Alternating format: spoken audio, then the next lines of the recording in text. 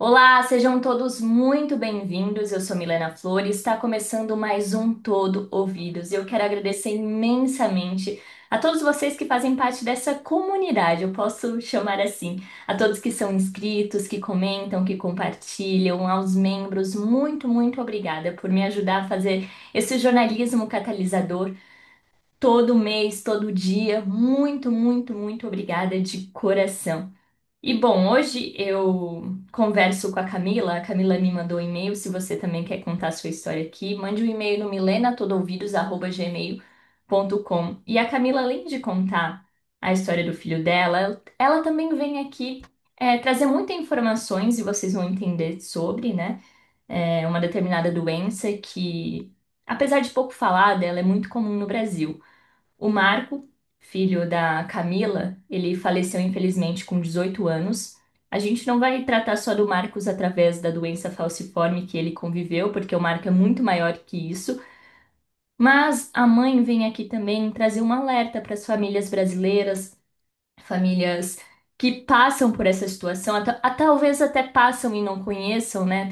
Talvez por sintomas ou não foram diagnosticadas, mas a gente também vai fazer dessa entrevista uma memória ao Marco, os 18 anos que ele vive aqui e continua vivendo através da mãe dele. Camila, seja muito bem-vinda aqui, é uma honra te receber. Eu fico muito feliz que você me mandou o e-mail e muito feliz que você também vai ajudar com sua voz outras famílias, né? Outros marcos.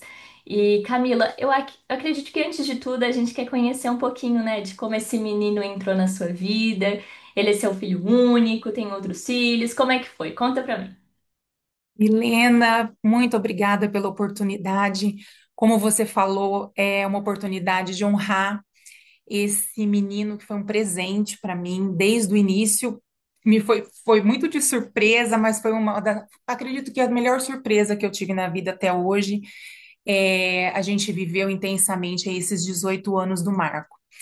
E para começar a contar a história dele, eu vou voltar um pouquinho para trás. Eu, quando estava no colegial, eu conheci o pai do Marco, o André. E a gente se conheceu assim nessa época de escola. Eu estava terminando o colégio técnico de publicidade, já fazia alguma coisa em processamento de dados, e a gente se conheceu assim. Eu tinha 17 anos, ele 23, e a gente namorou por 6 anos.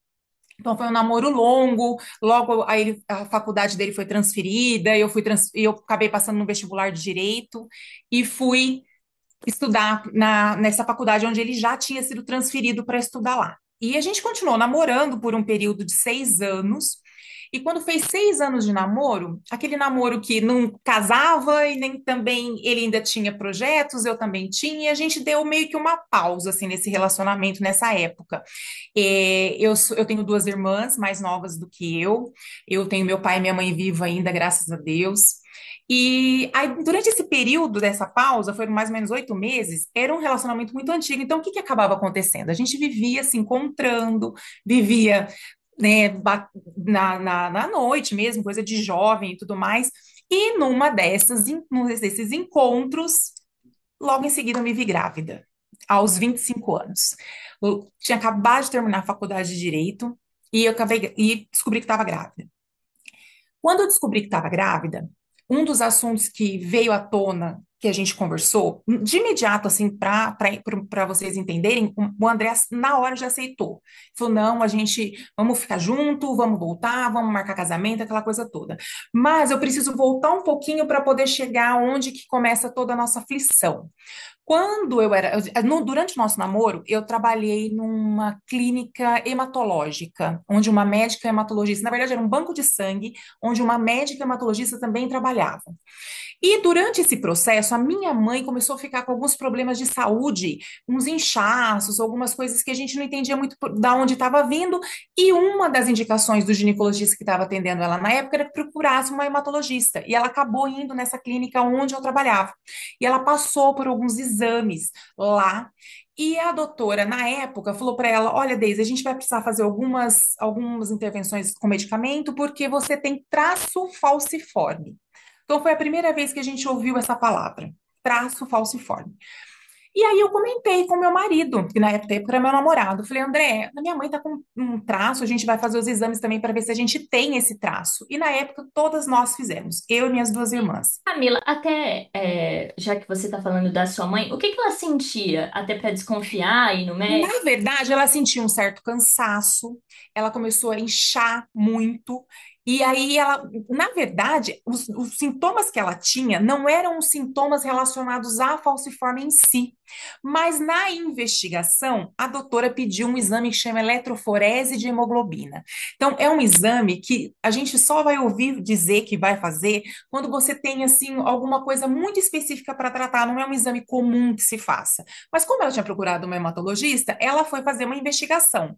No final, a minha mãe foi diagnosticada com diabetes tipo 1 depois de uma certa idade. Você vê, ela acabou sendo descobrindo uma doença que era para ela, que provavelmente ela deveria ter nascido, mas que até hoje a gente não entende como ela foi desenvolver só depois, numa idade mais adulta.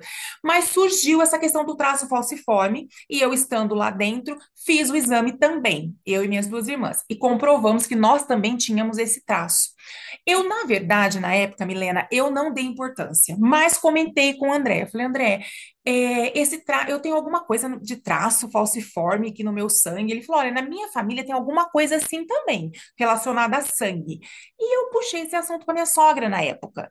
E ela falou para mim, realmente, os filhos do meu cunhado, que é o irmão do meu sogro, eles tiveram três filhos e dois desses filhos partiram por volta dos 12 anos em virtude de uma doença chamada talassemia. Aí eu comentei com a doutora Thelma, na época que era médica com quem eu trabalhava. Ela pegou e falou: olha, ela foi bem categórica. Então vocês não podem ter filhos. Porque se vocês tiverem filhos, muito provavelmente ele pode morrer. E aquilo foi um baque, porque a gente namorava já há alguns anos, e eu falei, não, não é possível. Aí o André fez o exame. E, infelizmente, ele deu positivo para hemoglobina A2, que é a hemoglobina da talassemia. Então, ele tinha traço talassêmico e eu tinha traço falciforme. É onde a coisa complica um pouco mais, Milena, porque ainda se entende-se um pouco sobre a anemia falciforme. Mas a anemia falciforme, ela é uma das doenças dentro de um rol de doenças falciforme. Então, ela não é a única doença. Na época, nós procuramos uma outra hematologista que nos atendeu, viu nossos exames e explicou: olha, vocês têm 25% de chance de ter um filho no futuro com traço falciforme ou com traço talassêmico, mais 25%, ou 25% dele não ter nenhum traço, ou 25% dele nascer com doença falciforme. Na época, a gente era jovem, fazia faculdade, demos e não demos tanta importância. Depois de alguns dias, isso já não era mais uma pauta, tocamos a vida. Voltando naquele ponto onde eu falei para você que a gente ficou um tempo afastado e descobrimos que eu estava grávida. Naquele momento, a gente logo em seguida se casou e fomos, na época, fomos morar com meu sogro, com a minha sogra, porque a gente não estava preparado para isso. Eu tinha acabado de terminar a faculdade.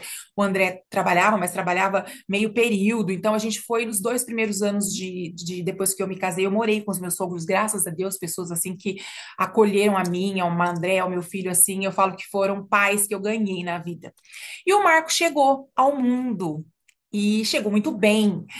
Eu fui até 39 semanas de gestação. Ele nasceu perfeito, a pegar 10 e ali quase 3 quilos mais ou menos. E saiu do hospital no tempo certo. E ele mamou no peito. E ele foi uma criança que foi se desenvolvendo normalmente. Só que aquela médica que foi quem disse pra gente que a gente tinha 25% de chance de nascer, que foi quem deu a segurança pra gente que existia 75% de chance a nosso favor, foi a médica que acompanhou ele durante toda a vida.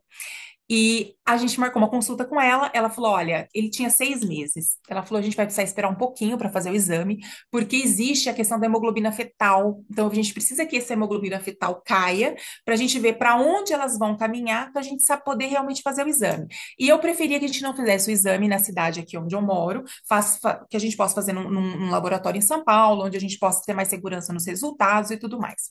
Pois bem, assim foi feito. Só que foi feito quando o Marco já tinha 1 ano e 3 meses. Então a gente esperou passar 1 ano e 3 meses. Logo depois de 1 ano, o Marco começou a ter algumas crises de choro um pouco que a gente não identificava muito bem o que podia ser, mas fomos tocando. E fomos até Barueri, na época. Meu cunhado morava lá, para fazer o exame. E fizemos tipo um bate-volta. Fomos num dia, fizemos a coleta, no outro dia viemos embora. Quando a gente veio embora, o Marco já veio chorando muito. Ele não aparentava estar bem, estava muito pálido. E a doutora, na época, falou: Olha, vão direto com ele por pronto atendimento, que eu vou dar entrada nele, eu vou internar para a gente fazer alguns exames. Nisso, nós estávamos aguardando o resultado que viria desse laboratório lá de São Paulo. Ele internou, fez as coletas de exames de sangue, e nos exames a gente não precisava nem mais do resultado de São Paulo, porque ele já estava com 5 de hemoglobina. Para que as pessoas possam entender, a hemoglobina basal de um ser humano que não tem nenhum tipo de hemoglobinopatia fica ali entre 10, 11 a 14. O Marcos estava com 5. Então, ele precisou de uma transfusão de sangue com 1 ano e 3 meses. Então, quando a gente fez todo aquele processo, e ela acompanhando, o pediatra acompanhando, meu coração já dizia para mim que ele tinha a doença falciforme. Porque os resultados de uma criança que tivesse com uma infecção, que tivesse com qualquer outro problema, não daria isso. Um dos sintomas da anemia falciforme, da doença falciforme em si, é o sequestro esplênico. Então, o que que acontece? O corpo, a hora que essa hemoglobina ela sai da medula, a medula produz ela sai em formato de foice, por isso falciforme. Ela parece uma meia-lua. A gente fala muito sobre o símbolo da doença falciforme é uma meia-lua.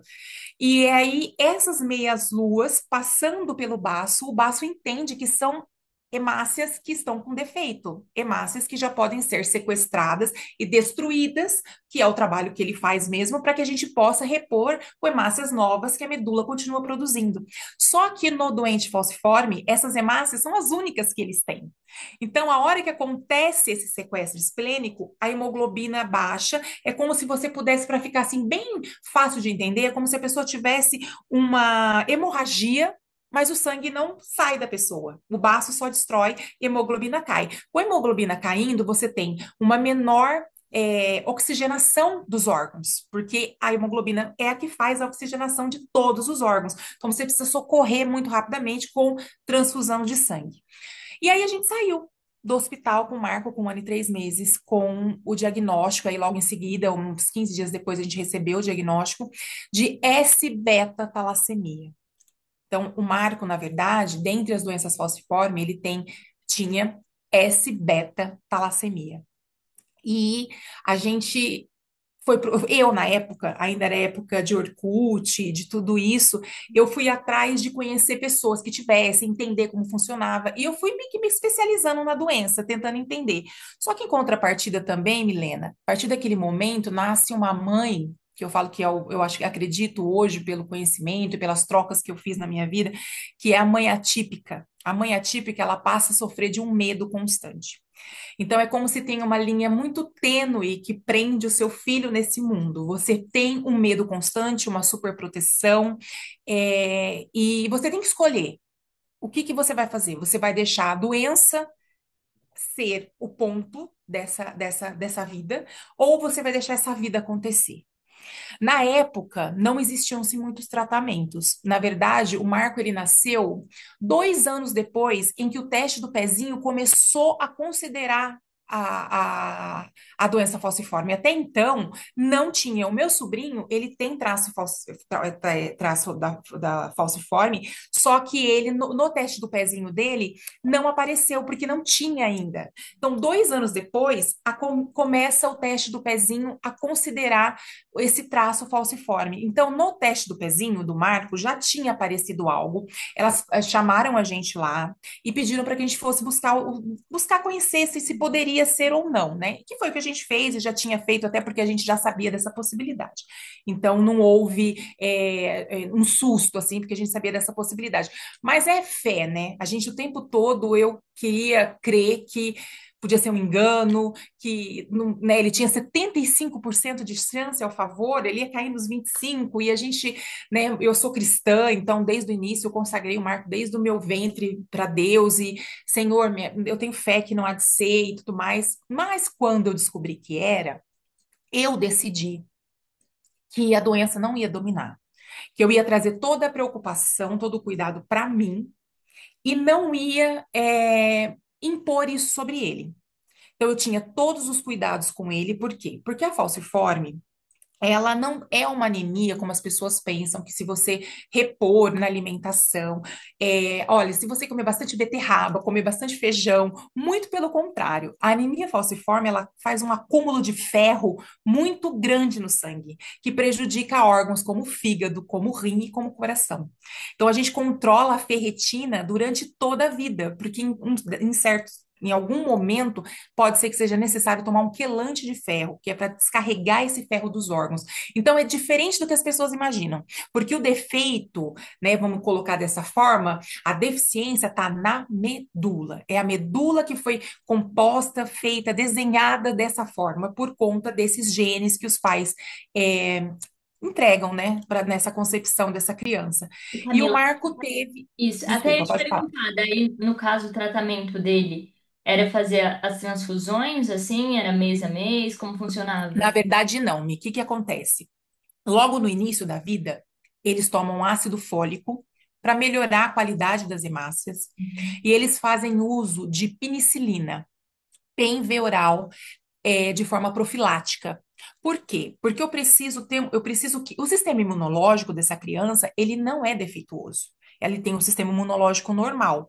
Porém, se ele acaba tendo uma infecção, seja ela bacteriana ou viral, a hora que o corpo vai combater esse vírus ou essa bactéria, ele, nessa luta contra esse vírus, essa bactéria, ele começa a ter uma queda na hemoglobina. Então, o que que a gente faz? A gente precisa socorrer essa criança de uma infecção de forma mais rápida. Então, o que que a gente precisa evitar quando a gente tem um filho falciforme? Frio, porque eu não posso fazer vasoconstrição.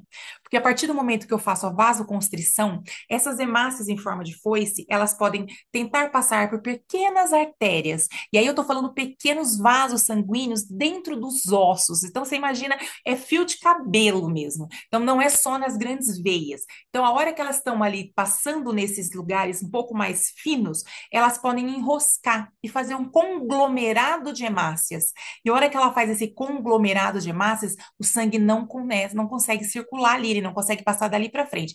Aí é onde a gente encontra a maior dor, literalmente a maior dor dentro da doença falciforme, que é uma dor que a gente chama de crise álgica, que é a dor falciforme, que ela se equipara a uma dor de infarto.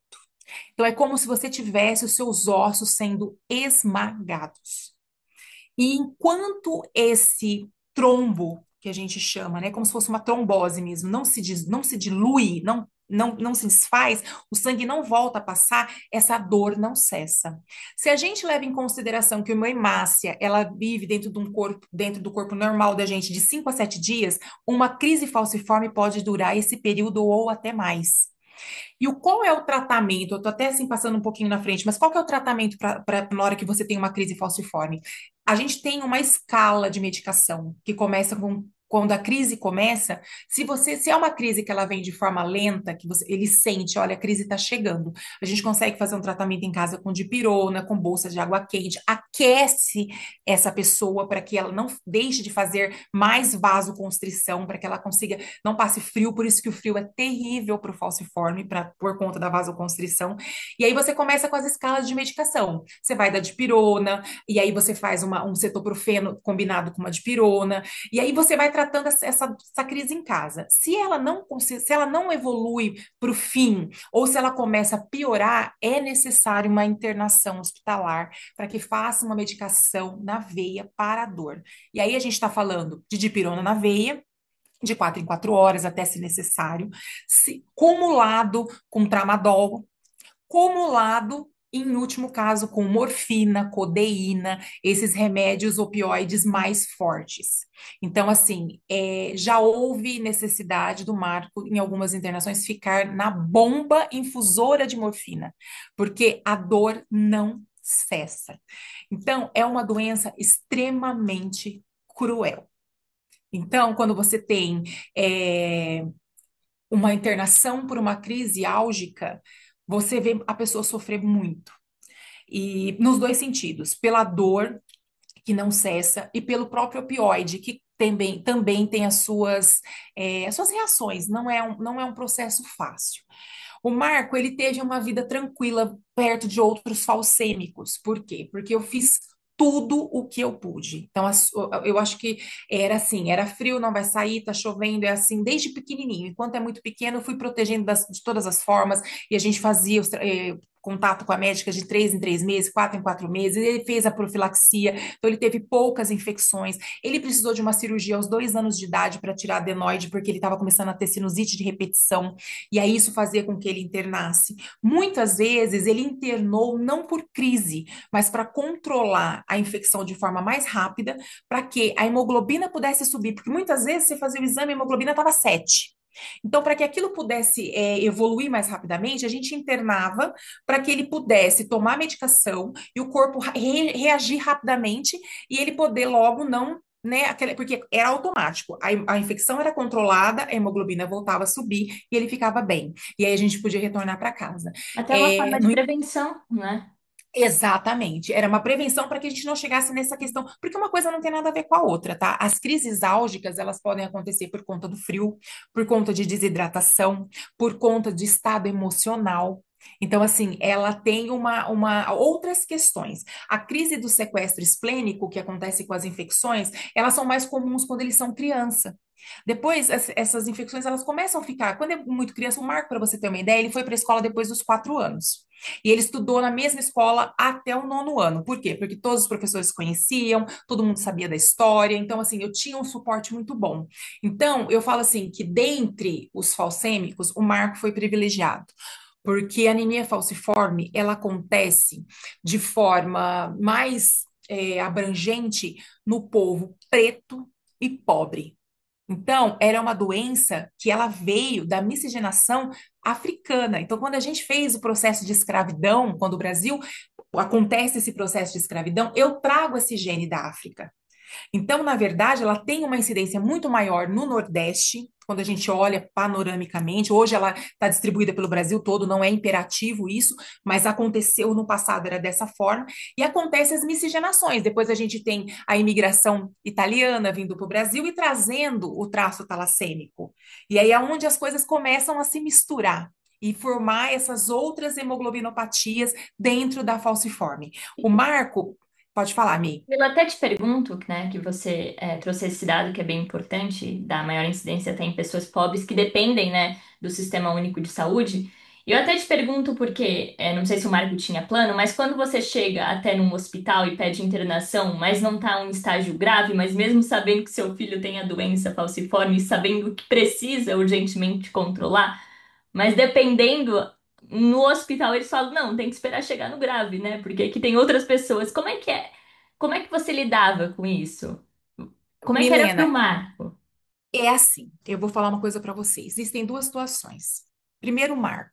O Marco, hoje eu acredito que cada um vem com as suas missões mesmo. O Marco, ele foi a pessoa. Se eu me emocionar um pouquinho, eu me emociono quando eu falo dele. Pode, Ele foi a pode. pessoa mais. Eu tô gravando, inclusive, aqui do quarto, que era o quarto dele, então, assim, é tudo muito forte para mim. O Marco, ele foi a pessoa mais resiliente e resignada que eu conheci na minha vida. Ele, em momento nenhum, ele se revoltou. Em momento nenhum, ele deixou a doença. Muitos poucos amigos sabiam que ele tinha doença. Às vezes, ele passava a semana internado. Quando ele voltava, ele falava: Ah, é umas paradas aí de uma doença que eu tenho, mas já tô bem. Então, assim, ele nunca deixou isso ser um impeditivo na vida dele. Nunca. Para mim, ao contrário, que lidava com esse estresse das internações e das intervenções que eram necessárias no sentido de hospital, hospitalar, sempre foi um estresse muito profundo, muito profundo. O Marco, ele teve plano desde sempre, e ele foi um privilegiado, porque 90% dependem da rede pública hoje, dentro da Falciforme, a maioria está no Sistema Único de Saúde. Mas aí que está a questão principal disso, não tem diferença. Se eu chego no Sistema Único de Saúde e falo, meu filho tem síndrome de Silvestrone-Bianco, ou S-beta-talassemia, nenhum médico, nenhum que eu estive em contato durante toda a minha vida teria, saberia o que é. O meu filho sempre foi tratado como anemia falciforme, sendo que ele não tinha. Mas é porque eu não. Porque quando eu chegava, olha, o Marco é SB talassêmico, o Marco tem Silvestrone Bianco, eles não sabiam o que era. Não sabiam tratar. E isso dentro do sistema privado de saúde. Então, eram coisas do tipo assim, como você falou. Hoje existe uma classificação de risco quando você entra num pronto atendimento, quando você entra num hospital. E ela tem lá as cores vermelha, amarela, verde, azul. Em nenhum lugar você vai ler ou você vai conseguir enquadrar uma crise álgica. Mesmo porque, se você fala que é uma crise álgica, muitos também não vão saber o que que é. Então, quando eu chegava com ele com uma crise de dor, era sempre necessário que eu fizesse algum tipo de alarde.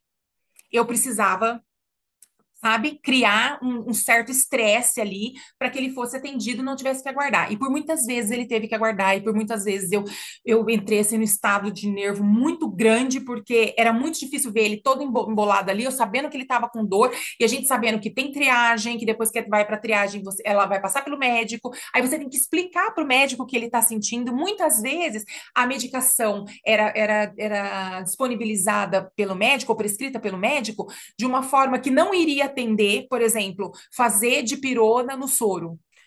Pergunta para um falcêmico, durante uma crise álgica, se você colocar dipirona no soro, é a mesma coisa que a gente vai bebendo água.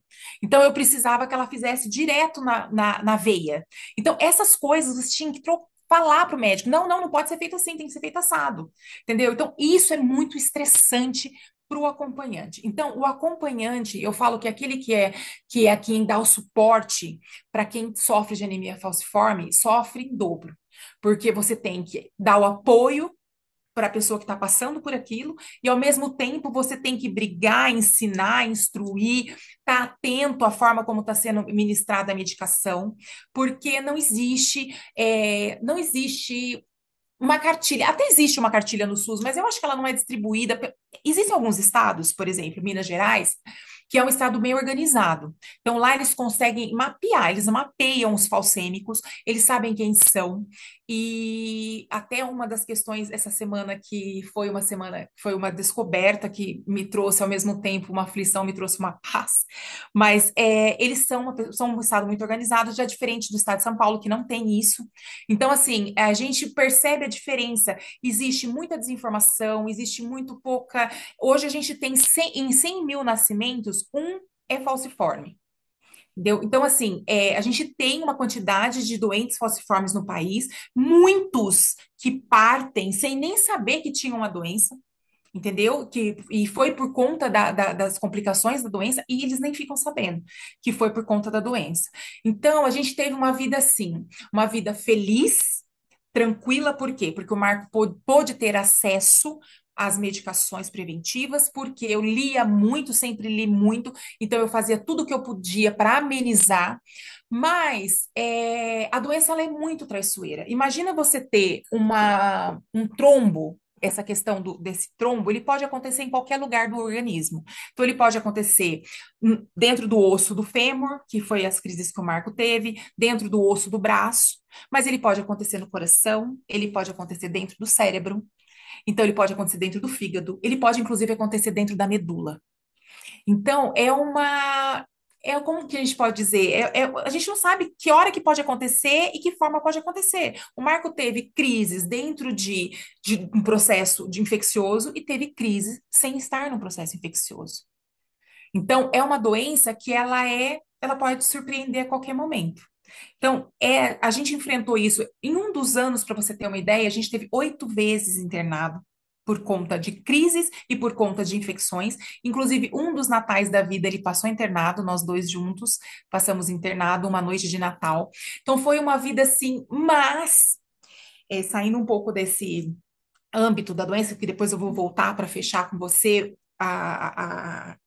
o que eu vim descobrir depois, mas o Marco, ele teve a possibilidade de estudar. Nunca pôde fazer educação física, porque não podia fazer com que o sangue se acelerasse no corpo para que a gente não pudesse criar uma crise. Então, era tudo muito devagarzinho. Ele não pôde, ele começou a fazer um pouco de musculação, muito supervisionado, já agora um pouco mais velho. Mas ele teve uma vida assim, que tudo que eu pude proporcionar e nunca deixei ele sozinho. Nunca. Eu tive uma situação em que ele, inclusive, a gente estava em Londrina visitando minha prima, e ele teve uma crise. A gente estava tomando um café da manhã para sair para conhecer uma cidade próxima ali de Londrina, que é Maringá. Meu marido havia morado lá um tempo, queria levar a gente para conhecer. Tomando café da manhã, ele falou: Mãe, eu tô com dor.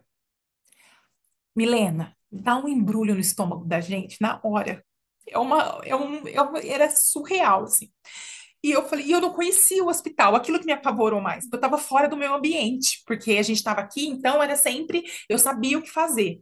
Vamos para o hospital. Chegamos no hospital, eu comecei a ficar muito nervosa, porque é o que eu tô falando para você, não existe uma questão de atendimento, os médicos não conhecem, ele com dor, ele chegou a me pegar pelos braços assim e dizer, mãe, se você não conseguir, eu não consigo.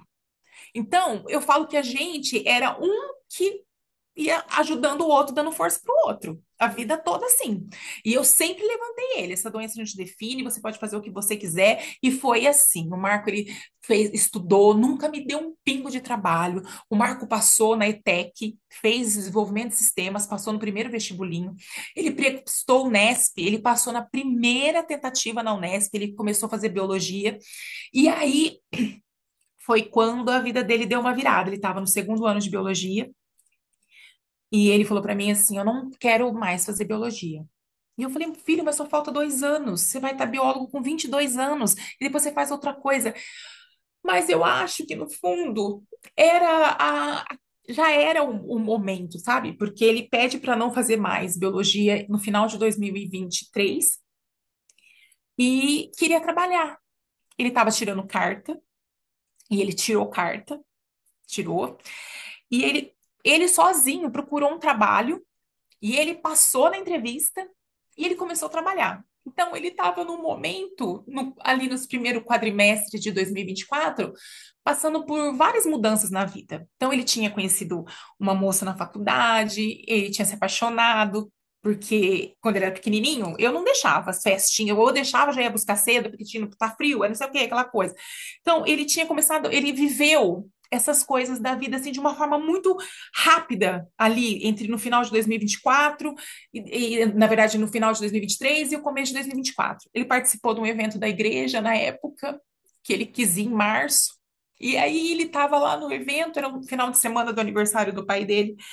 E no segundo dia ele foi até a nossa pastora e falou assim: Eu preciso ir embora, porque é aniversário do meu pai e eu preciso ficar com ele. Eu estranhei, porque o Marco, ele não era muito ligado nessas coisas assim de data, de nada disso. Mas ele foi, ficou com meu marido. Eu e meu marido, a gente fez aniversário bem pertinho, 2 e 3 de março. E ele foi, ficou com meu esposo, voltou. Quando foi em abril, ele E teve uma e de internação. 2024. De 2024. Quando foi em abril, ele teve uma internação. Ele teve uma dor que começou nas pernas, depois, durante a internação, subiu para os braços. Aí a gente conseguiu controlar, foram 15 dias de internação, e ele na bomba de morfina e tudo mais.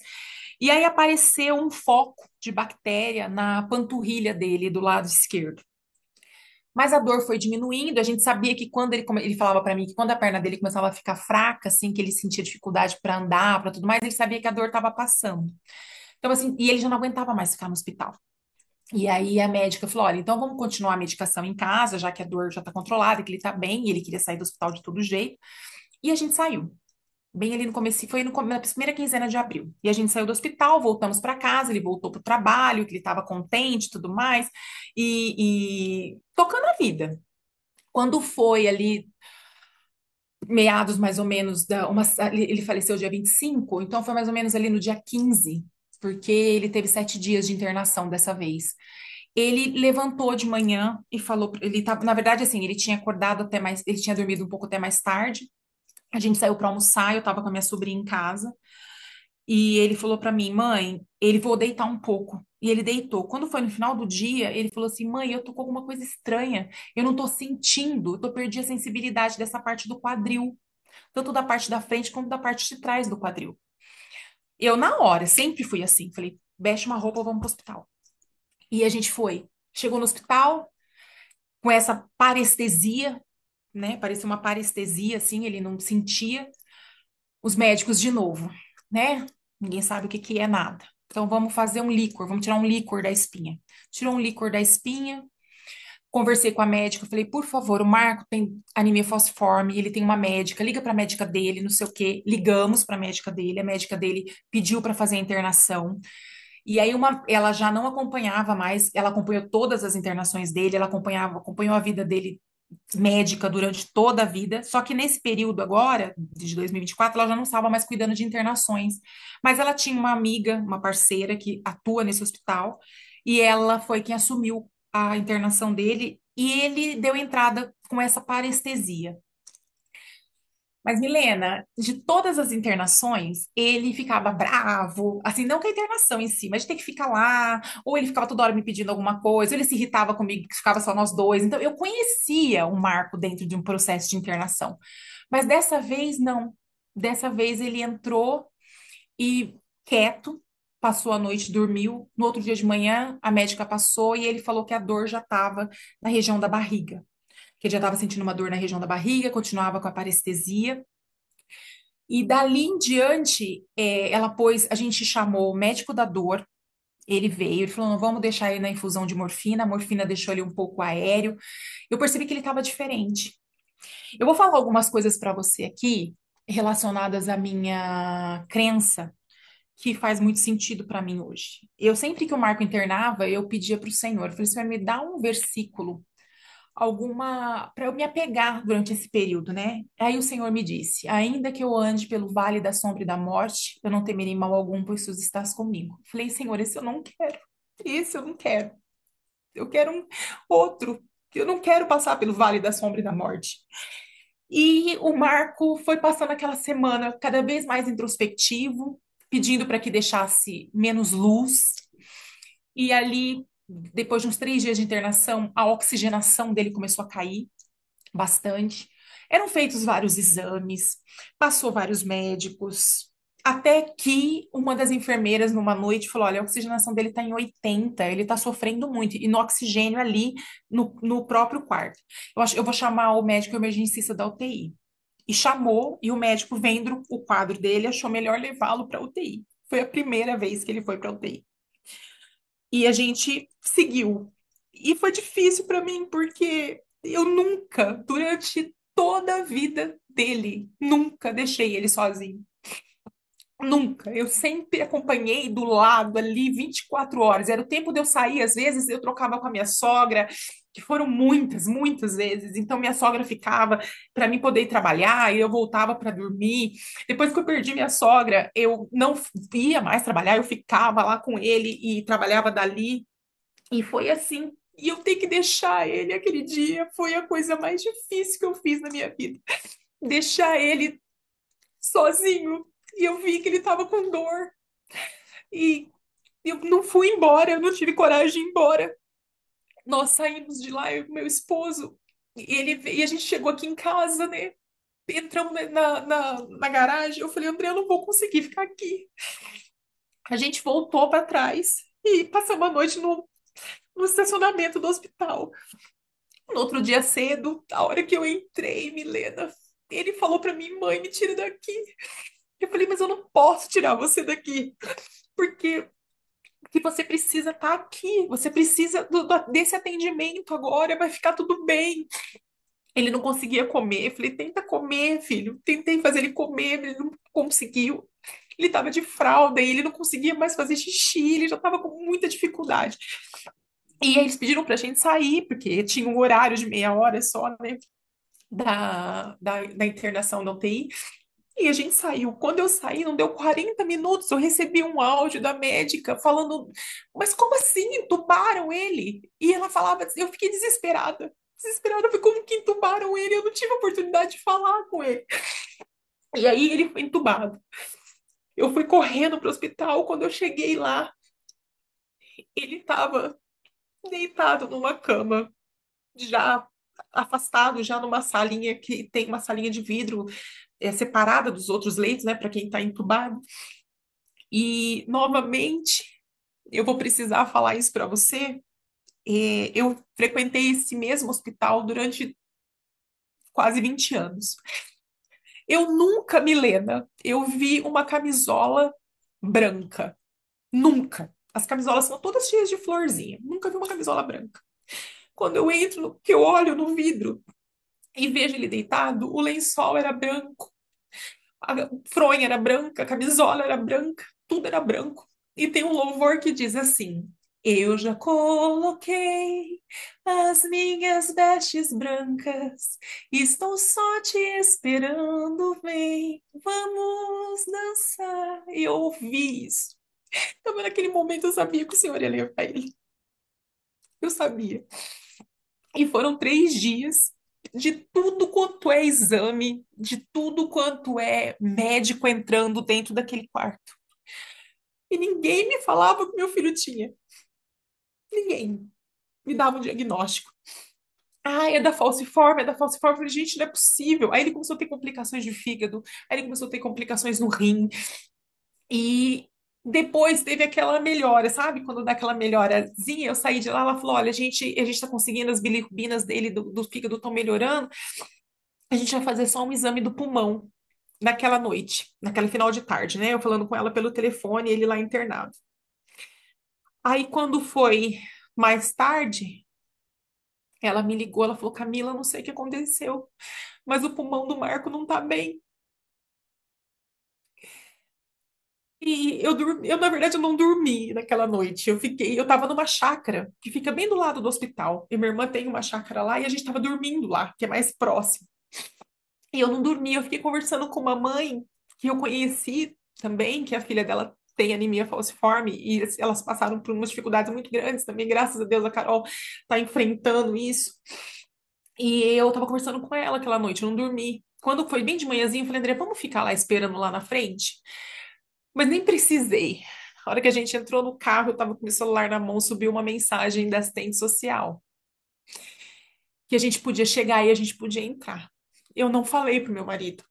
Porque se eu falasse, eu já sabia que ou o Marco já tinha partido ou ele estava indo, porque assistente social não manda mensagem. A gente conhece, né? Não manda mensagem, simplesmente você pode entrar a hora que você quiser, assim, não tem. Aí a gente chegou e eu falei pro André, eles falaram que a gente pode entrar. Ele falou, eu não vou. Eu falei, então eu vou, porque eu preciso ir. Aí eu entrei, a médica já veio de encontro comigo e ela falou para mim assim, o Marco teve 2 paradas cardíacas. Ele teve uma ablação do pulmão, porque o pulmão dele estava cheio de sangue. E eu falei, então para. Não, não façam mais nada. A hora que eu vi o meu filho em cima daquela cama, já não era mais ele. Era um corpo que não se habitava mais. O corpo era como se ele tivesse ali, mas ele não tivesse mais, não era mais ele. Eu falei, me dá um tempinho com ele. Eu olhei no monitor de batimento cardíaco, ele estava com 70 de batimento cardíaco. Meu filho, a mãe tá aqui. E aí eu tive uma conversa com ele. E eu falei que ele podia ir, que ele podia descansar, porque para onde ele estava indo não tinha mais dor, que ele ia poder tomar chuva, que ele ia poder não estar no frio, que ele podia fazer o que ele quisesse, que ele foi o melhor filho do mundo, que o orgulho que ele me deu, assim, como pessoa, como ser humano, como tudo. Tudo, tudo, não posso dizer nada da resiliência, do amor, do carinho. Era um filho que ele tinha 18 anos, 1,84 m. Ele andava de mão dada comigo na rua. Então, assim, ele não tinha vergonha de nada disso. Ele era uma autenticidade pura. E ele não merecia mais aquilo. Ele não merecia mais. Não era justo com a pessoa dele. E ele partiu, Milena, sem um som, sem um desespero, sem um nada. Tanto que o enfermeiro bateu no meu ombro e falou: Mãe, ele já foi. Aí quando eu olhei para trás, estava todo mundo da enfermagem. Eu agradeci todo mundo por tudo. e saí dali para peguei, ele tinha um gatinho. Meu filho tinha 18 anos e dormia com um gatinho. Mas era porque era da avó, a avó tinha dado comprado para ele numa internação. E ele dormia com aquilo. Até quando uma namoradinha que ele teve veio aqui em casa e dormiu aqui, ele dormiu ele, a menina e o gatinho. E aí eu peguei o gatinho que eu tinha deixado lá na UTI, saí, fui dar a pior notícia pro meu marido. Graças a Deus eu tinha pessoas ali em volta de mim que me ajudaram para levar notícia para os meus pais e meu cunhado para ajeitar a questão de féretro, essas coisas todas. E eu fiquei no velório a noite toda, não me mediquei, fiquei ali do lado dele. Minha pastora esteve lá, meu pastor também ajudaram a gente. E no outro dia, ele foi enterrado às 10 da manhã. Tinha chovido muito, feito muito frio. E eu pus uma camiseta de manga nele. Falei, agora você pode tomar friagem, não tem perigo mais. E ele foi enterrado ali às 10 da manhã. Eu quis falar sobre ele para quem estava ali. E eu me despedi dele aqui, naquele dia, né? Logo em seguida, que ele partiu, eu não quis voltar para casa, eu fiquei em Londrina, na minha prima, uma semana. Comprei uma viagem para Bahia. Eu nunca tinha viajado sozinha. Eu fui, passei por uma imersão num lugar muito especial lá, que me ajudou bastante, e para dar liberdade também para as pessoas que estavam aqui poder ter esse seu processo de luto, né? Porque todo mundo fica, as pessoas em volta da gente, elas ficam se segurando. Eu demorei, para falar a verdade para você. Eu tinha um Marco assim com uma devoção tão grande na minha vida que eu esqueci que ele também era sobrinho, que ele também era amigo, que ele também era. Ele tinha outros laços. Que eu fui depois, durante esse ano que passou, descobrindo tudo isso. Então, as pessoas tinham o direito também de sentir essa perda. E aí, eu fiquei fora durante uma semana, mais ou menos, voltei, e aí eu comecei uma jornada que eu tô até hoje.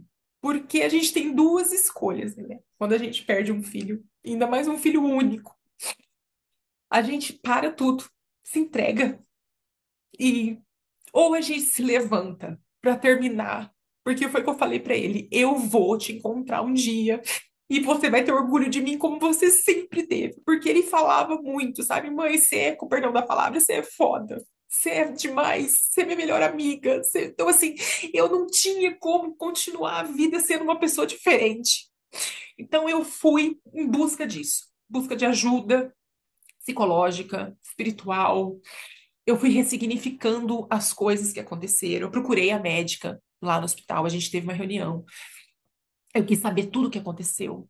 Eu pedi para o hospital disponibilizar todo o Santuário.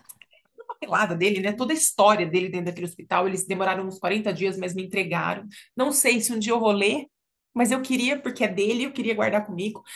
E eu tive esse processo de procurar cada coisa. Teve a fase difícil, muito difícil, que você não consegue respirar. Aí eu pedi para o meu amigo fazer uma tatuagem no meu peito, escrito respira, para que toda vez que eu não conseguisse respirar, eu lembrar que eu preciso respirar. Eu fiz uma tatuagem em homenagem a ele, que o nome dele era Marco Poiel Terçariol. E Poiel é o nome do anjo da guarda do meu marido. E eu fiz uma tatuagem logo em seguida em homenagem a ele, depois fiz outra com a letra dele mesmo. E depois fiz um coração com uma foto, depois enchi o quarto dele de foto, depois acabei fazendo uma outra medalha com o rosto dele. Então, tudo que eu pudesse lembrar, e tudo que eu pudesse dizer, e tudo que eu pudesse ajudar, e tudo que eu pudesse fazer, ressignificar. E eu tenho feito isso desde então. Quando foi há uns dias atrás, eu me surgiu agora. Eu falei, passado esse um ano, porque a dor que eu falo que a dor, para mim, o luto ele é individual, ele é muito individual. A gente escuta várias mães, a gente encontra mães. Hoje eu convivo com mães lutadas, na sua grande maioria, infelizmente, por suicídio de filhos jovens. E é muito difícil. E cada uma, eu acho que eu não julgo nenhuma delas. As que resolvem se resguardar e querer passar e não querer sair daquele lugar, outras que preferem não falar mais, outras que preferem continuar vivendo. Cada uma vive de um jeito, eu acho que é válido, porque é uma dor que você não sabe nem onde você coloca. Tem dia que não cabe em você. Então é muito doído. E eu pedi muito para Deus. Eu falei, Senhor, se o Senhor me deu essa missão, o Senhor vai ter que me sustentar. Eu preciso não sentir mais essa dor desesperadora. E realmente, graças a Deus, eu não me desespero mais. Hoje eu sei onde meu filho está, ele não está perdido. Eu sei que um dia a gente vai se encontrar e enquanto eu estiver aqui, eu quero fazer valer. E quando foi há um pouco tempo atrás, eu comecei a me interessar por esse motivo que eu te chamei, falar sobre a invisibilidade de uma doença cruel e que, infelizmente, tem um prognóstico de até 40 anos de idade. Só que não é um prognóstico até 40 anos de idade, a média, como uma vida que flui e se parte aos 40 anos. Não é assim.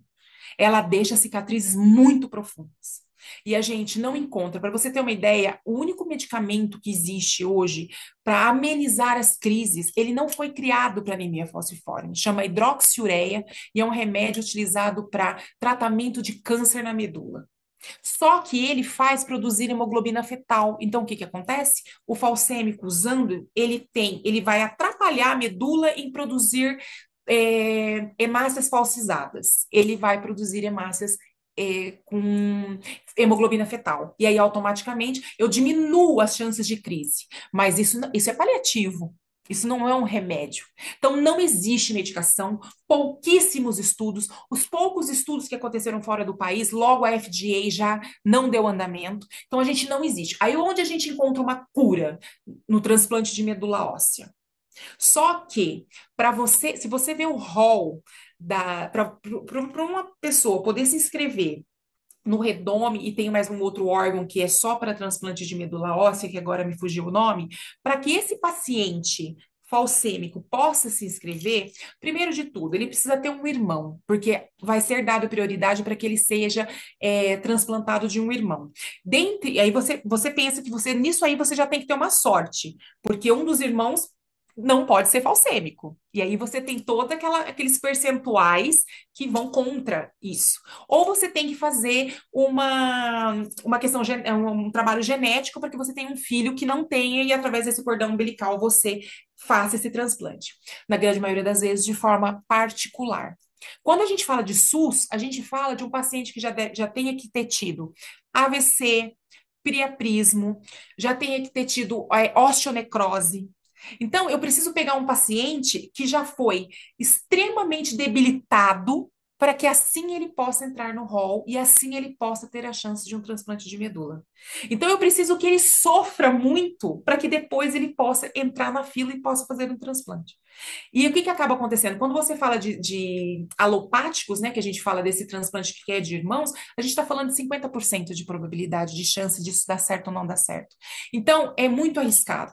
Eu cheguei aí com o Marco quando ele fez 18 anos, que foi o que eu e meu marido combinamos, que quando ele fizesse 18 anos a gente ia procurar os meios para que, porque na época que ele nasceu, esse assunto nem existia. Hoje você ouve se falar isso de forma um pouco mais abrangente, mas não se falava sobre transplante naquela época. E aí, quando ele fez 18 anos, a gente foi até Ribeirão Preto, que é um lugar onde tem, né, muito estudo. Num primeiro momento, ele não era um paciente apto, porque não tem irmãos, então ele teria que fazer só o acompanhamento lá. Para mim, já era um acompanhamento que eu estava fazendo aqui. E na volta, por incrível que pareça, isso foi 6 meses antes dele partir, ele falou para mim, pro pai dele no carro, que ele não queria fazer o transplante. E aí eu falei, tá, filho, vamos pensar melhor, tudo. Não, eu não quero. Ele foi para mim que não queria. E mesmo que quisesse, ele ia precisar sofrer muito mais do que ele já tinha sofrido, porque ele tinha poucas sequelas, vamos dizer assim, como uma osteonecrose, ou até ou um AVC, ou uma síndrome torácica aguda grave, alguma coisa dessa forma, para que ele pudesse começar a preencher os requisitos. E Então, ainda assim, entrar na fila e isso. esperar Então, ainda. você entende? E porque ele vai ficar lá esperando um paciente, um doador compatível com ele. E aí, quando a gente fala de falciforme, sabe qual é a questão para outros tipos de doenças que precisam de transplante? A questão da sobrevida. Eles falam que o falcêmico tem sobrevida. Esse tipo de sobrevida.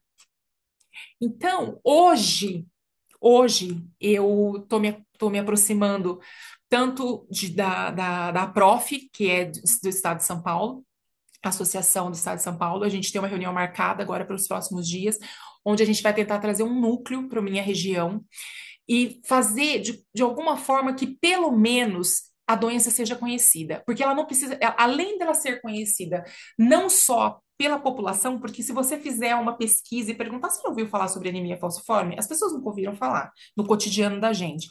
E aí, o que é mais grave para mim é a questão da área médica conhecer muito pouco. Muito grave. Por que que eu te falo isso? Porque depois, conversando com uma pessoa muito especial, que ela convive com anemia falciforme há quase 50 anos, e ela é presidente da Federação Nacional da Anemia Falciforme e da Federação do Estado de do Estado de Minas Gerais. E ela me falou, na hora que eu contei para ela, o Marco, aconteceu isso com ele. Ela falou para mim assim, ele teve dengue. Falei, sério? E realmente, no atestado de óbito dele, tá lá, síndrome torácica aguda e dengue. E aí ela falou para mim assim, nos últimos meses nós começamos a perder o ano passado, nós perdemos 60 falcêmicos para dengue. E aí surgiu uma dúvida, o que está acontecendo, né? Porque não existe um protocolo. Quando você está com dengue, o exame dá negativo, eles te mandam para casa. Então, o primeiro exame do Marco deu negativo e não foi repetido. Por ele ter, e as dores serem muito parecidas, confunde muito. E aí eles criaram um protocolo em Minas para poder fazer esse acompanhamento. É falcêmico? Fez o primeiro exame, deu negativo? Mantém os cuidados, porque a dengue ela ataca o fígado. Então, e aqui, daqui a alguns dias a gente repete o exame, mas já vamos dar cobertura para esse órgão. Então, no final de tudo, eu não vou dizer, eu creio, tá? De verdade, que nós temos os nossos dias contados na mão do Senhor, era o tempo do Marco, eu não tenho revolta com relação a isso. Mas eu não posso deixar de pensar que se ele tivesse tido o diagnóstico correto, talvez ele não tivesse sofrido tantas dores. E talvez ele tivesse tido uma chance, eu não sei. Mas ele não teve. E passou por vários especialistas: hematologista, infectologista, pneumologista, neurologista, clínico geral, médico da dor, e ninguém pensou que meu filho podia estar com dengue. E mesmo depois de tudo isso, eu fico pensando, sabe, uma doença. E aí você tem duas questões, porque ainda você está falando de uma doença que não era para existir mais, né? Uma doença que era para ter sido erradicada se a gente tivesse políticas de sanidade, como eu falo, se a própria população trabalhasse de uma forma diferente com a sua água parada e tudo mais, né? Mas então, depois que eu descobri que ele partiu de dengue, eu tive paz, porque agora eu sei o que aconteceu com meu filho. Mas ao mesmo tempo, eu fico pensando quantos outros mais, entendeu? Terão que partir com um monte de sonhos pela vida e pela frente e porque não teve um diagnóstico, porque não é uma doença que ninguém conhece, porque não é uma doença que interessa, entendeu? Então, eu te agradeço assim de coração, de dar uma oportunidade para eu falar desse rapaz maravilhoso que foi um presente para mim, que só me trouxe alegria, foi meu melhor amigo, que a nossa relação transcendeu a relação de mãe e filho. Ele preencheu assim, a minha vida durante todo esse tempo. Eu falo que a gente tem as nossas próprias histórias, né? Assim, antes de tudo isso, eu falo que eu tive três vidas dentro de uma vida. Eu tive uma vida antes do Marco, uma vida com o Marco, e agora eu estou descobrindo uma terceira vida. E eu quero sim fazer, eu precisei desse tempo, mas hoje eu me vejo pronta a ser uma voz para essas pessoas. Eu quero ajudar ao máximo. A Prof vem com uma ideia da gente começar do zero mesmo, sabe? Que é mapear a região, entender quantos falcêmicos existem aqui. E Deus me deu mais um presente para finalizar. Meu pai trabalha na área da saúde e ele levou um pacientinho de 16 anos para fazer um tratamento, e quando ele, de repente, não mais que de repente, ele descobre que ele tem anemia falciforme e ele tem 16 anos. E eu ainda tô com tudo do Marco aqui. Eu ainda não tinha encontrado um sentido. E até isso Deus preparou uma pessoa que precisa e que vai poder usar as coisas dele. Porque eu até então eu falava, Senhor, me mostra o que eu tenho que fazer com isso, né? E eu vou me mudar dessa casa, e eu não teria como levar, e o Senhor coloca esse anjo que provavelmente vai ser um dos primeiros aí que a gente vai assistir com tudo que for possível, sabe? Em tudo que eu falei, eu tenho muita coisa para aprender ainda nessa questão assistencial, mas eu quero me engajar nisso para fazer valer ah, esses anos todos, sabe? Que esse menino venceu essa doença, porque ele não perdeu para a falciforme. O Marco não perdeu. O Marco ganhou da falciforme, porque ele teve uma vida completa. Foi curta? Não sei. Foi tão intensa que às Tem vezes gente é que que vive tanto, não vive o tanto que ele viveu, e né? foi o suficiente, entendeu? E assim, é isso. Então eu tenho assim essa alegria de ter tido esse bebê, de ter tido essa criança, esse menino, esse rapaz, e devolvido ele para Jesus, e poder hoje ter voz para poder falar de, porque eu falei, essa doença não, no que depender de mim, ela não vai mais fazer isso, entendeu? No que eu puder falar sobre isso, alertar os pais, cuidem, existe como a gente dar qualidade de vida, entendeu? A gente tem sim, a gente, a assistência pública tem como nos ajudar. Nem se for com questão psicológica, esses pacientes precisam ser tratados. Então, tem vários campos para trabalhar. Tem, a seara é grande, falta os ceifeiros, então eu tenho me colocado aí à disposição e eu agradeço assim, o teu espaço para poder falar do Marco, que foi um ser humano espetacular, um ser humano. E eu fui descobrir tudo isso depois, porque depois que ele morreu, eu foi conhecer os amigos. E eu conheci cada história do meu filho. Eu conheci um lado do meu filho amigo, do meu filho alegre, do meu filho brincalhão, coisas assim que eu falo, meu Deus, que Marco assim. Então, o Marco tinha várias facetas, ele nunca foi parado por essa doença, e eu tenho fé que eu quero ajudar para que ela não pare mais nenhum jovem, nenhuma criança, entendeu? E que a gente consiga pelo menos dar qualidade de vida para essas pessoas que lutam na invisibilidade da doença falciforme. E Camila, parece que desde o momento que você descobriu até essa doença no seu filho, você pegou toda essa doença pra você. Infelizmente, a gente não consegue pegar dor, mas era o que você queria naquele momento, pegar tudo que era ruim dele e deixar só o que é bom, né? E você, quando, como mãe também, porque muitas mães atípicas fazem isso, né? Olha o quanto conhecimento foi atrás para salvar o meu filho, né? O quanta coisa você fez. E até as pessoas falam, nossa, eu realmente só tenho que escutar você, porque é um ensinamento não só da doença, que é realmente muito importante, mas um ensinamento como mãe, um ensinamento como mulher também, um ensinamento de que o Marco tá aí dentro de ti também presente, e aí tá vencendo, continua vencendo essa doença, e que ele é muito maior que isso, né? E maior porque tem você.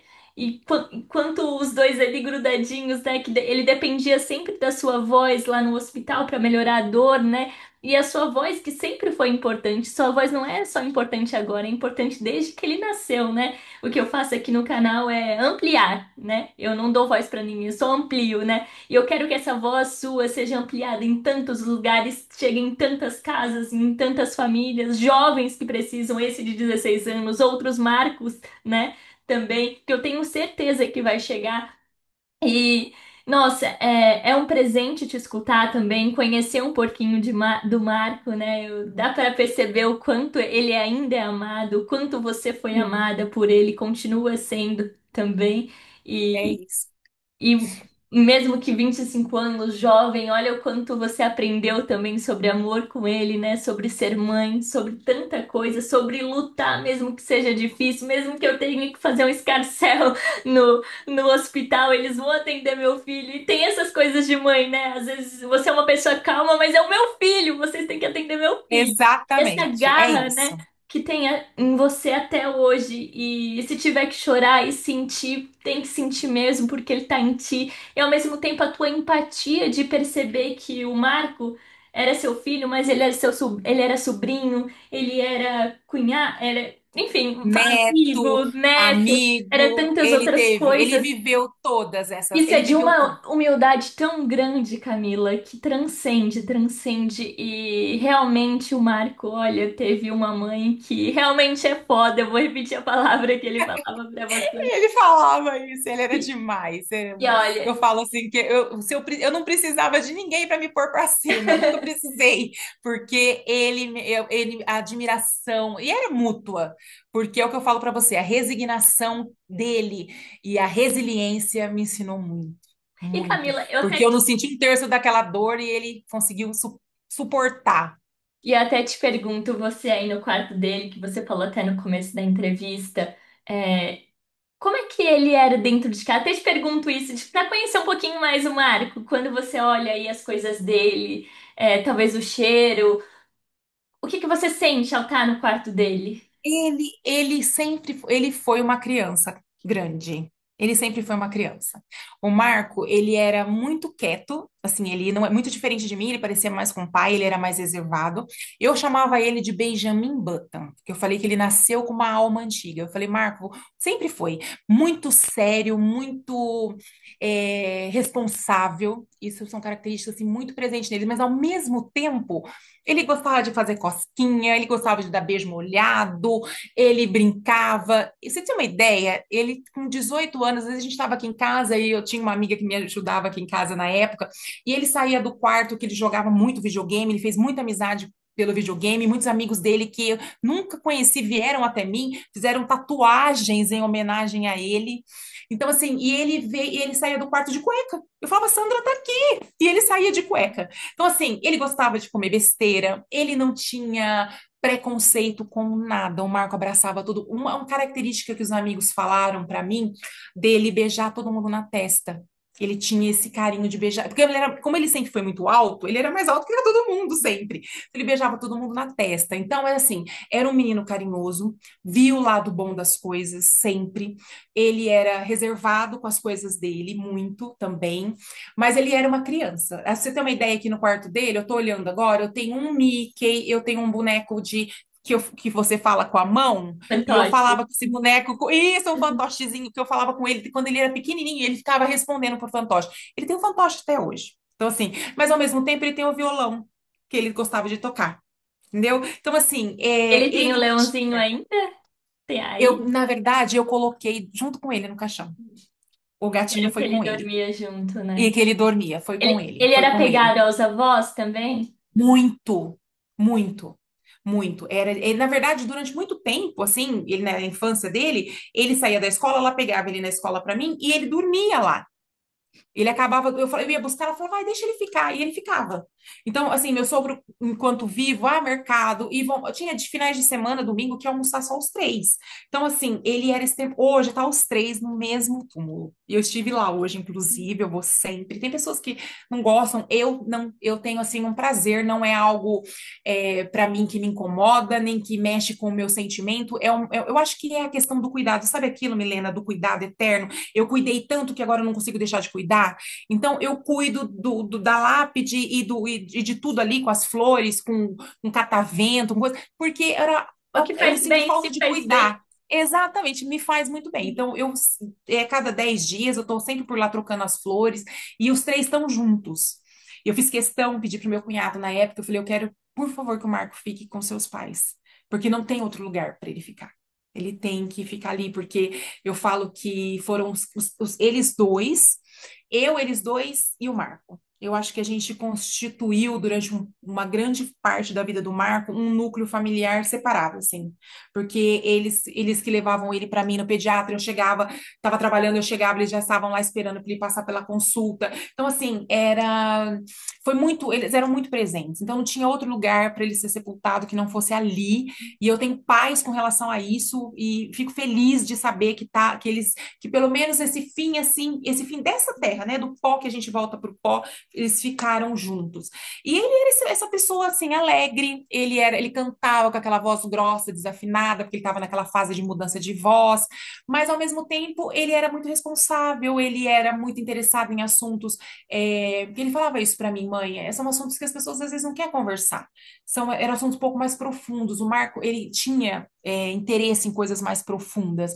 Então, ele, ao mesmo tempo que ele tinha uma alma antiga, em casa, com a gente, ele era muito brincalhão, muito alegre, muito com os amigos também, era sempre dando susto, era aquelas brincadeiras na faculdade, ele se pintava, o Marco era muito excêntrico, se ele gostava de um óculos de lente vermelha, o povo podia achar o que quisesse, ele punha. Então, assim, ele abraçava os diferentes, então o Marco era muito livre. Eu falo que isso que é o mais impressionante para mim. Essa doença nunca aprisionou ele. Nunca. Nada aprisionou. Ele sempre foi livre. Entendeu? Ele viveu a vida dele livre. Tanto quando ele ficou muito assim preocupado na época de sair da faculdade para falar para mim, e eu falei para ele, eu não fico, eu penso, né, que eu mais velha hoje, penso, puta, falta 2 anos, termina, mas faça o que você quiser. Eu sempre apoiei. Eu falei, filho, o que eu quero dessa vida é que você faça as escolhas do seu coração, que você seja feliz. Porque, Milena, eu, da minha família, era a única pessoa que sabia. Tanto que a minha irmã me culpou até depois. Eu não sabia que podia acontecer isso, não sei o quê, porque eu sempre poupei todo mundo. Sempre poupei todo mundo.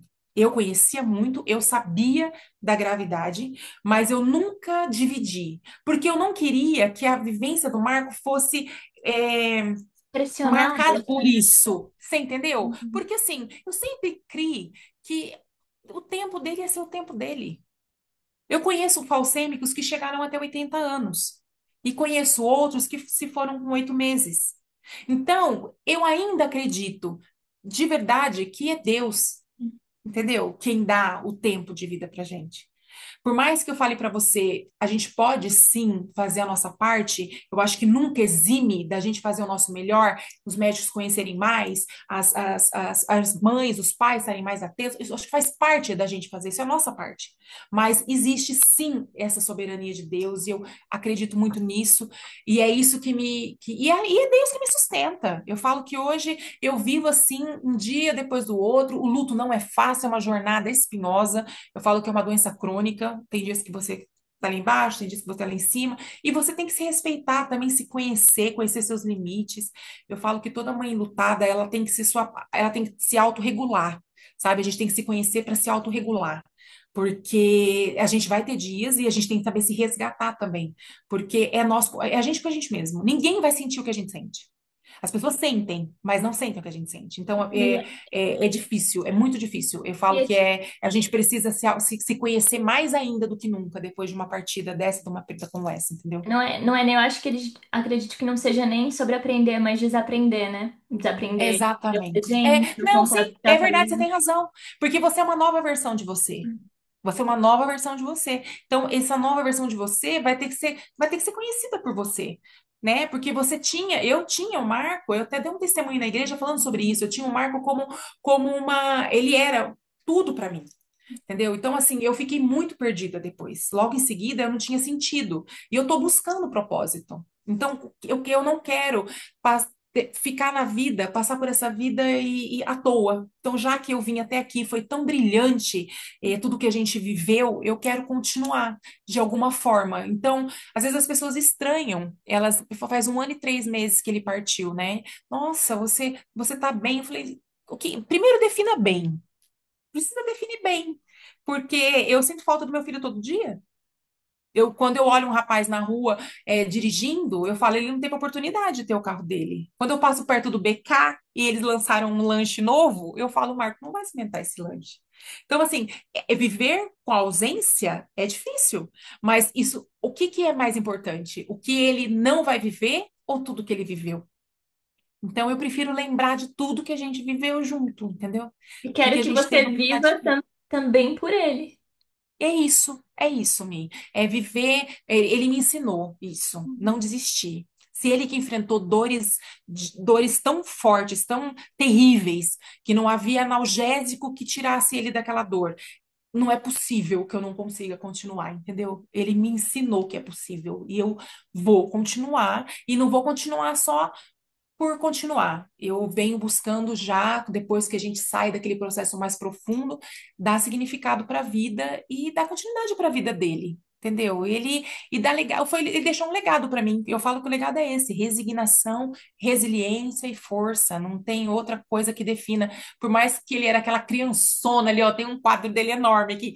Eu falo assim, por mais que ele era aquela criançona, ele era muito forte. E Camila, Muito eu acho forte. que eu que tinha que dar um abraço em você, mas eu acho que com essa entrevista você tá abraçando todos que estão assistindo, de certo modo, com a sua voz.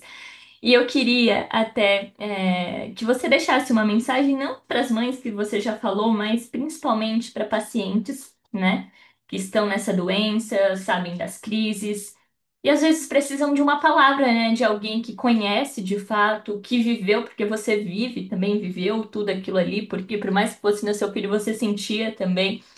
Eu quero que deixe um recado do seu coração mesmo. Eu quero deixar para todos os pacientes falcêmicos, seja de qualquer patologia dentro da falciforme. Vocês são fortes, são guerreiros, vocês são capazes. Isso vai passar, ela não dura para sempre, ela vai passar. E procurem ajuda. Procurem pessoas que possam te abraçar, que possam te acolher, te dar a mão. E creia, vai passar. Vai demorar alguns dias, vão ser dias que você vai perder a esperança, que você acha que não vai acabar, que tá doendo demais e que vai ser insuportável, mas não vai. Você é mais forte que essa doença. Você é mais forte. Ela não te define. E os dias em que ela estiver quietinha, te deixando em paz, aproveita o seu dia. Aproveita esses momentos. Viva!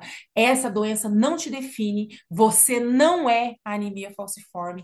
Você é um ser humano que está construindo uma história e uma jornada. É isso. Viva! Independente desse diagnóstico. Você é mais do que esse diagnóstico. É Camila, isso. que bom que você me mandou o e-mail, que bom que eu li, que eu respondi, que estamos aqui. Muito, muito obrigada por essa Obrigada, aula, né? querida. Porque é um aprendizado. Muito obrigada por. Eu sei que é difícil também relembrar tudo que seu filho passou, né? Dói, por mais que eu tenha orgulho em falar, dói, né? Mas muito obrigado por ressignificar a sua dor em um dom. A sua voz é um dom sobre essa doença e que bom que você está reconhecendo cada vez mais. Eu também quero que você saiba que o canal vai estar à sua disposição daqui para o futuro e adiante, quando precisar, para transmitir mais informações sobre a doença, precisar de ajuda também, conta comigo, porque realmente eu era, até vou te dizer, bem leiga no assunto, aprendi muito com sua fala, né? E acredito que quando a gente até escuta, a gente começa a ter empatia maior também pelas pessoas que passam, ter o conhecimento. Eu peço também o pessoal da área da medicina que talvez assista essa entrevista, né? Talvez não aprenderam de alguma maneira, mas nunca é tarde para aprender alguma coisa, né? Até para entender o paciente, né? Enfermeiros, enfim, todo mundo que queira aprender um pouquinho mais, entender um pouquinho o outro, né? A gente precisa de delicadeza, mas a gente precisa um pouco de conhecimento também para saber e tratar exatamente o ponto. E te agradeço demais por estar, de certa maneira, salvando outras vidas, né? Não era É sua isso. obrigação, mas você está fazendo como se fosse a sua missão. E aí, missão muito, muito, muito, muito grande, iluminada, e que com certeza já está salvando muitas pessoas. Você não está começando do zero, viu? Por mais que aquela instituição que você diz vai começar do zero. Não, tem uma história aí. Você depois deixar o arroba do meu Instagram, Pode para quem deixar. quiser deixar entrar em contato comigo Aham. aqui da região, eu tô em Bauru, mas aí abrange toda a região aqui, mas independente disso, eu vou estar com a Prof atende todo o estado de São Paulo, então você que se identificou, conhece alguém, queira entrar em contato com a gente vai iniciar um núcleo aqui, mas já existe outros núcleos, então às vezes você está assistindo essa entrevista e você está em outro estado, a gente consegue levar vocês para outros núcleos que podem dar apoio para vocês. Meu Instagram é arroba ca de Camila, ponto tercariol, Tercariol, arroba k.tercariol. Lá eu conto um pouco da história do Marco, tem muita coisa ali da nossa vida, do meu cotidiano, e dali vai surgir com certeza esse braço aí para a Prof aqui no nosso interior do estado de São Paulo e a poder ajudar todo mundo e também poder ajudar quem está de fora a ter um contato, saber aonde eu posso começar a buscar ajuda. E É Camila, isso. nossa, muito, muito, muito, muito obrigada pela sua existência e por tudo que você faz dela. Muito, muito obrigada pelo Marco, por existir também em ti esse Marco. Muito, muito, muito obrigada, viu? Obrigada, querida, por tudo mesmo. Seu canal é maravilhoso, você é muito especial. Obrigada Muito, mesmo, de muito coração. obrigada.